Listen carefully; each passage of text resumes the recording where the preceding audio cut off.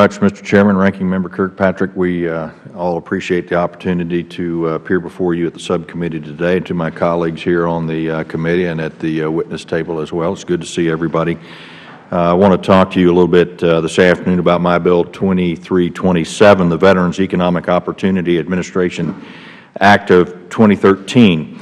I think everybody in this room is well aware of the number of claims that the Veteran Benefits Administration is facing right now. And according to the June 24th Monday morning report, we get a report every Monday morning, there were 801,931 compensation and pension claims in the inventory.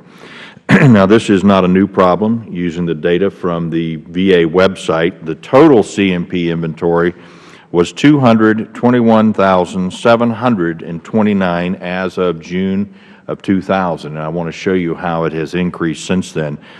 327,275 in June of 04. In June of 08, it was 404,161 and 913,690 in June of 2012. Now, we all know that we've had wars in Iraq and Afghanistan, as well as the Nemers decision that the court required to reopen tens of thousands of Vietnam-era claims, and they've all increased the workload at the Department.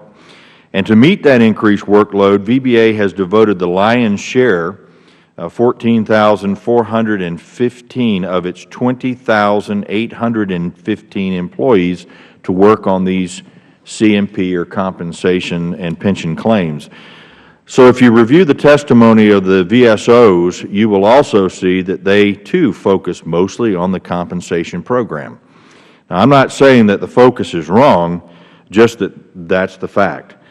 One of this committee's ways of ensuring that the disability claims backlog and related issues did not consume an inordinate amount of focus to the neglect of other important programs was to undergo a reorganization.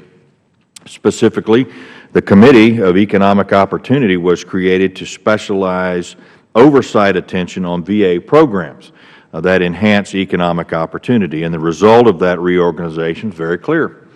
Sustained oversight on economic opportunity programs and issues, organization and passage of major legislation such as the Vow to Hire Heroes Act and provisions to assist VA in meeting and exceeding acquisition goals for small business owned by service-disabled veterans. Now, I believe that VA, too, would benefit from this type of specialization, and that is what H.R. 2327 would bring about.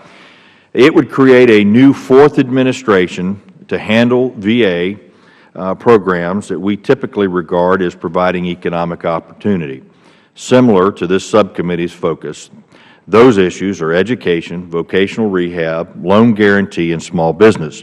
And this shift would in fact reorganize the value of veterans' economic security programs that promote employment. So under H.R. 2327, the Veterans Economic Administration would be co-equal to the VBA, the VHA, and the NCA, and would be headed by an undersecretary nominated by the President and confirmed by the Senate. The bill would require nominees to have senior-level experience in the managing similar programs in the private sector. The bill would also require that VA would staff the new administration from existing resources, and my bill would have two immediate and I believe very positive effects. First, it would allow the Undersecretary for Veterans Benefits to concentrate efforts on reducing the compensation backlog, a challenge sufficient for its own specialized focus and dedicated resources. Second, it would allow the new Undersecretary for Economic Opportunity to improve the visibility and resourcing of economic opportunity programs.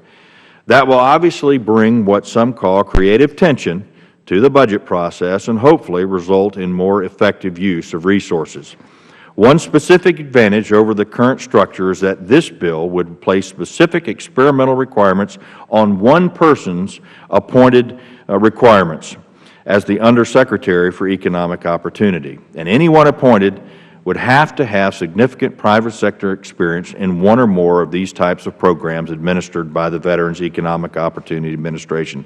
Mr. Chairman, this bill represents a positive step to assist the VA in addressing its claims issues and to give renewed importance to programs that enable veterans and their families to improve their lives. It's long past due for economic opportunity issues to be at the forefront and in the center as it relates to VA, and I thank you for the opportunity to testify this afternoon. Thank you, Chairman Miller.